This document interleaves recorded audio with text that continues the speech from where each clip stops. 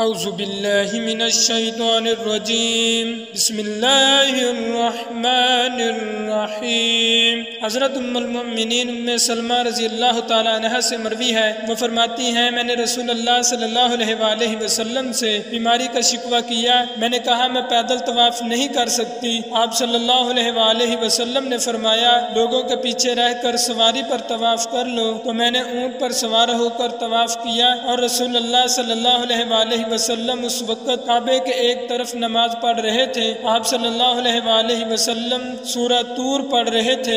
حضرت انس رضی اللہ تعالیٰ عنہ سے روایت ہے کہ نبی صلی اللہ علیہ وآلہ وسلم کے صحاب میں سے دو شخص اندھیری رات میں نبی صلی اللہ علیہ وآلہ وسلم کے پاس سے نکلے۔ ان دونوں صحاب کے پاس روشن چراغ کی طرح کوئی چیز تھی جو ان کے آگے آگے روشنی دے رہی تھی۔ جب وہ ایک دوسرے سے جدا ہوئے تو ہر ایک کے ساتھ ایک ایک چراغ رہ گیا جو گھر تک ساتھ رہا۔ حضرت ابن عباس رضی اللہ تعالیٰ عنہ سے روایت ہے کہ رسول اللہ صلی اللہ علیہ وآلہ وسلم اپنی اس بیماری میں جس میں انتقال فرمایا ایک کپڑے سے سر باندھے ہوئے باہر نکلے، پھر منبر پر بیٹھے اللہ کی تعریف بیان کی اور اس کی ثنا، پھر فرمایا لوگوں میں کسی کا احسان اپنی جان اور اپنے مال سے مجھ پر ابو بکر بن ابی قحافہ سے زیادہ نہیں ہے، اور اگر میں کسی آدمی کو خلیل بنانے والا ہوتا تو ابو بکر رضی اللہ تعالیٰ عنہ کو اپنا خلیل بناتا، مگر اسلام کی دوستی بہت اچھی ہے، دیکھو اس مسجد میں جتنی کھڑکیاں ہیں سب بند کر دو